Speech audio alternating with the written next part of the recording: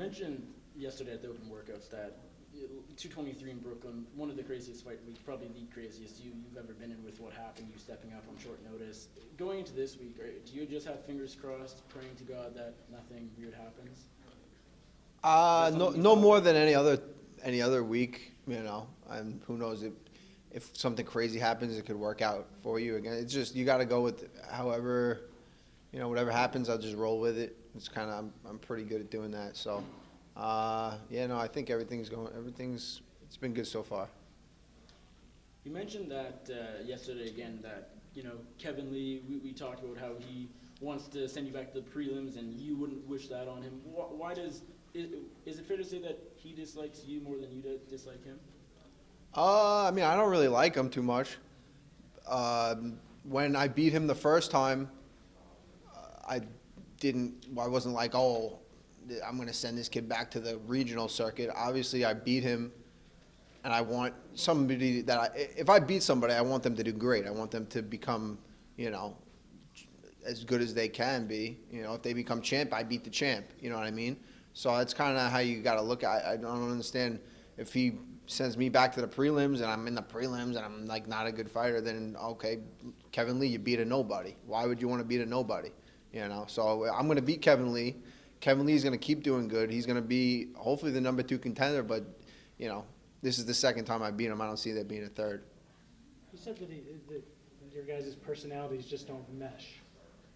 I mean, does that kind of stuff matter to you ever? No, not really. I think he's just saying that.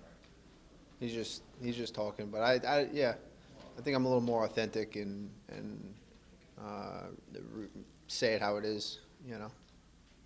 I mean, I guess his quote was, "The world doesn't need more Iaquintas." But what do you take that to mean?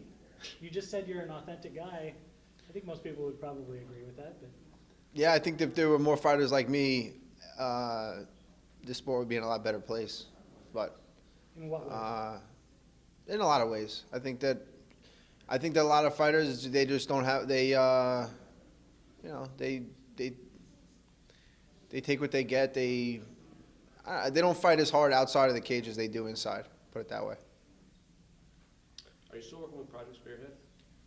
I don't know what the deal with that is. I haven't heard any new updates. I have been in contact with Leslie Smith a little bit, but I don't know where their head's at right now. Said it would take a miracle for that to succeed. Yeah, I kind of would agree with him at this point. Cajun told me that because Leslie and himself, they're no longer in the UFC, the only board member left in the UFC is you, that he kind of said it's on you to help make Project Spearhead successful and happen. Yeah. Do you agree with that? I don't know if there is.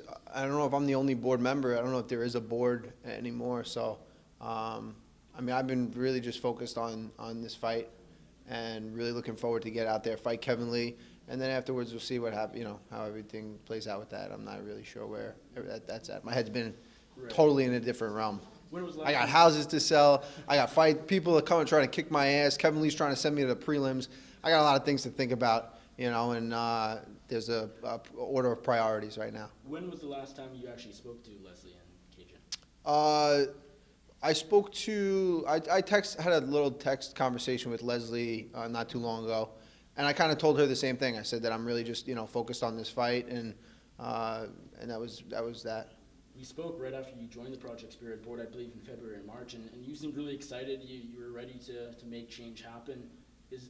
Would disappointment be the right word to describe, I guess, your feelings toward Project Spirit and you joining their board?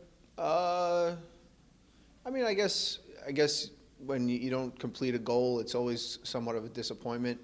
But I think there's still a lot of work to be done in that area, and I think it just has to be gone about the right way, and everyone can be happy, and it'll all play out the right way.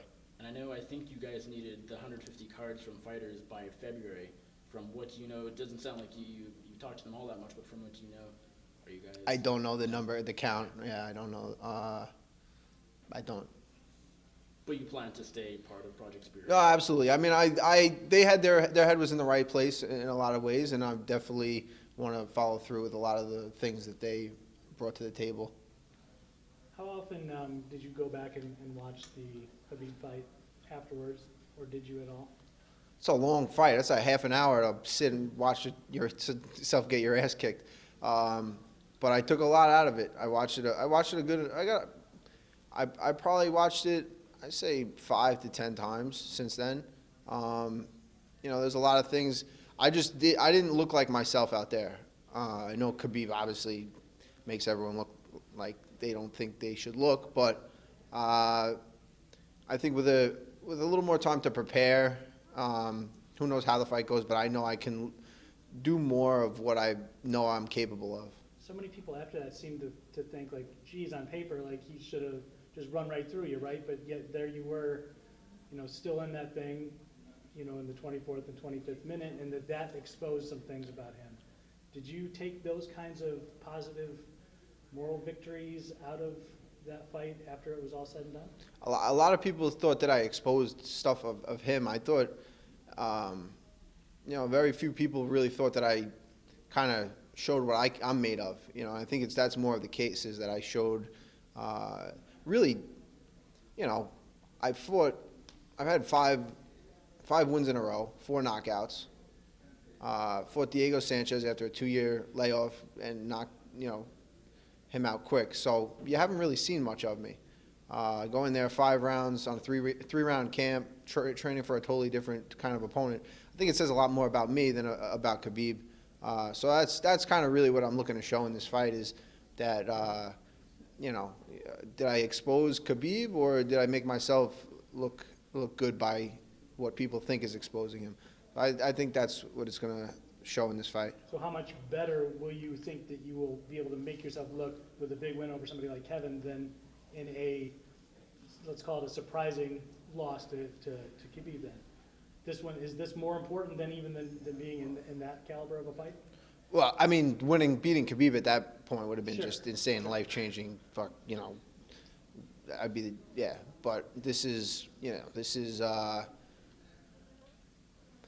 time to prepare. This is an opponent that I'm ready for.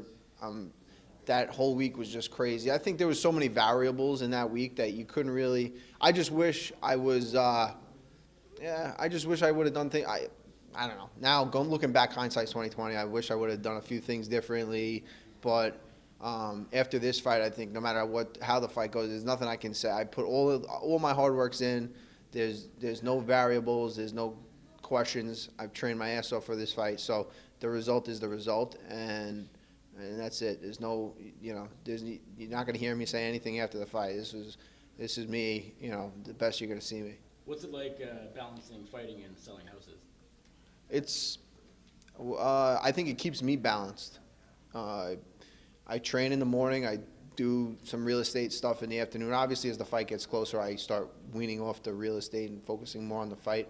But it's non-strenuous on my body. I'm on the phone. I'm meeting new people. I'm talking. Yeah, but it's just like fighting. It's competitive. There's, how many mixed martial artists in the world there are, and to be a top mixed martial artist, you have to have a certain ethic of work. And how many real estate agents are there all over the place? Everyone's mom or whoever is a real estate agent. So to stand out above the rest. Who your mom is? Yes. See, everyone knows a real estate agent. Everyone knows somebody who does this UFC stuff. To really be in there and make good money and have something that you can live off of. You gotta have something special. You gotta stand out above everybody else. So it's very similar in a lot of ways, non-taxing on my body, and when I have a little downtime, I pick that up and I ease off this, and it keeps me balanced. It's good. It's fun. Do a lot of your clients know who you are before they actually hire you as their agent? I have had a few. I've sold a few houses of people that just saw me as the UFC guy that sells houses too, and they were excited to work with. Same thing. If they see that I can be the dedication that I have in this sport, the work ethic that I have, if I put that into selling their house, there's no way. There's no one that's going to beat me. There's no real estate agent out there that's going to, work as hard as I work. I just know how to work, and that's really, they put their trust in me, and so far I mean, you'd have to ask them. I got a bunch of good reviews on Zillow. it seemed like for a while on your list of priorities, fighting was closer to the bottom. Is it fair to say now it's closer back to the top? It definitely, yeah. It's that last fight put me that motivated me again to where, I think everything kind of it all just, I work hard and I deserve I don't know, I feel like I'm not a big like religious, I don't know, but like I worked for that. I deserved that shot. The shit that I've been through, and I don't know, I'm gonna be like a crybaby or whatever, but I came through a lot to even just get back in the cage and fight, and I think that was definitely like I earned that position, and now I'm starting to. Me and the UFC good. Everything's working out. It's all coming around, and it's all because I just worked my ass off. I was going to ask you, you've had an up and down relationship with the UFC. Do you think stepping up on short notice, 1 day's notice against, now the lightweight champion could be one of the best fighters out there, being the company guy, so to speak, did that help your relationship and improve it? No, absolutely. I think that they respected I would step in like that, and not just step in. Really fight to win, So they saw. I think they knew what I was made of, but that really just sent it home. And I think it's all good. Khabib's fight with Conor was kind of looked at as it's finally going to clear up the top of the division. We're going to have an undisputed champ. Now they have to go through their hearing process. It's going to hold up the division even longer. Where do you think the division is right now at the top? It's the same thing. It's all mixed up now. It's who knows. It's all going to play out within the next couple months, and I think really just got to keep winning, being impressive, and do it. Staying active, being ready to go at any notice. What do you think they haven't booked Khabib Tony yet? Why haven't they? Yeah. I don't know if I don't think they can until that. He might be. Who knows how long he's going to be suspended for that? I hope he gets I hope he just gets kind of like slap on the wrist, but I don't see it being too much of a problem. But then he goes on on holiday for his religious reasons. So I don't know where he's at with his when he's going to fight again. Just got to keep winning, staying active, staying ready. What do you think of when you hear Dana say he wants like Conor to fight Dustin and Khabib and Tony to fight, and then the winners of that fight? Conor's obviously already lost to Khabib, but he's beating Dustin. Kind of puts everyone outside of those top four on hold even longer. Yeah, I think that's what it looks like now. Things can change very quickly. Just got Max might come up too. Max might come up. There's the suspensions.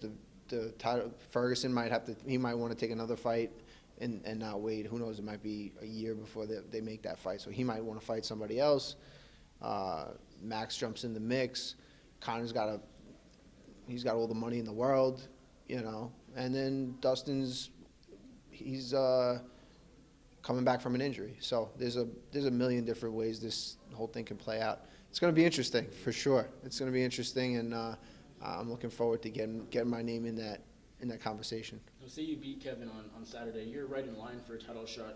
There's a lot of guys at the very top, so we don't know exactly how that works out, as you just said, but does having the Khabib fight this past April and being in a title fight, does that help you? Say you have a second one, that title fight? Oh, absolutely. If I didn't fight Khabib, who knows if I'm getting this main event slot? And if I didn't fight him the way I fought him, as strong as I fought him, I probably wouldn't have.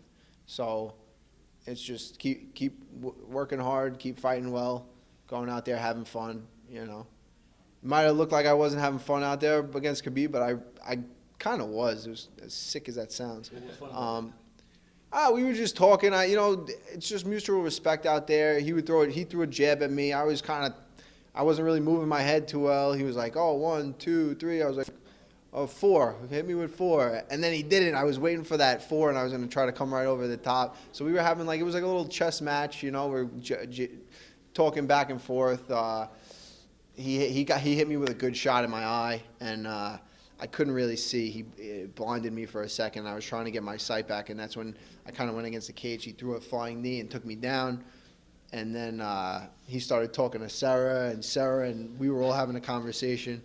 I would have loved to, whatever. It was respect, but it was like a fun it was like a sparring session, but at the highest level with the highest amount of, risk and reward. So. What's that sound like when Sarah is yelling at a Russian fighter in the middle of a fight? No, it wasn't even like he was yelling at him. He was like, all right, Khabib, yeah, you're doing good.